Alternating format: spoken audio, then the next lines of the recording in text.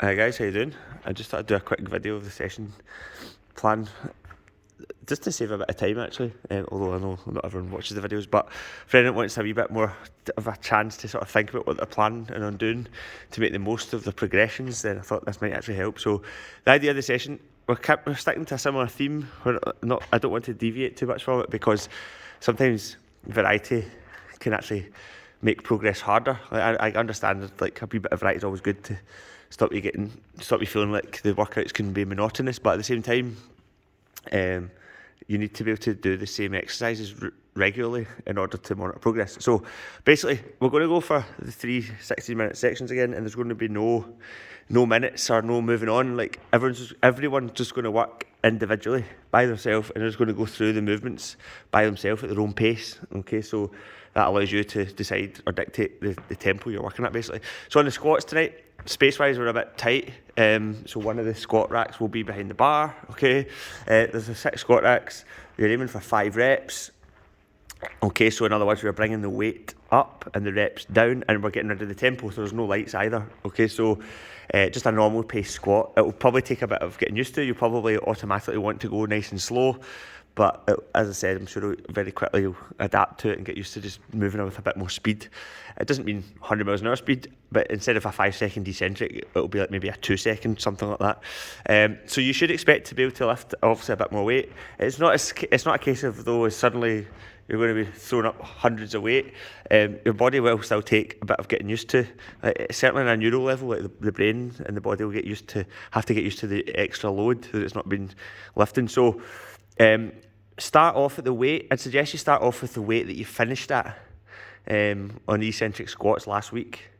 And then just take it from there. Okay, so do a 5 reps, and then if you're doing 5 reps with good range, good depth, then quite simply start adding more weight, because it will take you a session to establish like a sort of ballpark weight that you need to lift in order to challenge yourself. Okay, if I was to hazard a guess, I'd say on average it might be 10 kilos initially. More, a good start point might be 10 kilos more than what you finished off last week, but everyone's different, so therefore start at last week's weight and then work up from there. All you're going to be doing with the squats is pull-ups. Okay, so the pull-ups are in the stag bar and up there, right? So you're just going to work your way between them. You're there for 16 minutes. If you've got a stopwatch, I suggest that you sort of time your recoveries. You don't want to be doing more than 5 sets. Well, maybe 6 sets if you include a sort of first set warm-up set that's not as challenging. But other than that, you don't want to be doing more than that, because if you are, you won't be able to maintain the intensity, and the weights, you won't be able to lift as much. So in other words, roughly every 3 minutes you should be revisiting the squat rack. If you're visiting the squat rack every 2 minutes and getting 8 sets out, that's not what we want. That's not how to do it. That's not strength training. Well, it is, but it's not optimal strength training, right? For the phase we're at now. It was different last week with the eccentrics. So you were used to last week doing 2 minutes roughly between sets, but we wanted it up to 3 minutes now. Okay, so to keep that in mind. The other section, we're going to do higher volume stiff leg deadlifts. Okay, so there's no chest supported rows, just stiff leg deadlifts. We're going to do the dumbbell push press again. Plenty of weights out. So the idea again is that you just sort of find the weight you want. It will feel a bit less rushed, I guess, because you won't be getting rushed along every minute. It will just be up to you to find the weight, find a dumbbell that's going to allow you to do roughly 6 to 8 max reps per arm. Then you move on to Nordics. So it's pretty straightforward. This set here, I would go for between 10 and 12 reps of one-legged stiff leg deadlifts. Sorry, I didn't know if I said that at the start there. One-legged stiff leg deadlifts. So there's lots of 16s and 12s out. You could take a pair of them. If you feel that a pair of 12s is too much for you, just take one, obviously. Okay, take the kettlebell in the opposite hand of the leg you're working. So if you're going to be doing stiff leg deadlifts for your left leg, take the kettlebell in your right hand, and vice versa. There's other weights here, so if you think, actually, I want to go heavier than 16s, 20s, 24s, 28s, blah, blah, blah, you can choose, okay? And if you need lighter than 10k, if you feel the 10ks are a wee bit challenging for you in the push press, if you go to try it and then it doesn't go up, you've got lighter ones there and over there. Okay, same with the weight plates. You've got all your weight plates you need, but there's also extras on the table. Okay, and then the last section, again, just going to be working around it. We're going to go 4 exercises in this one.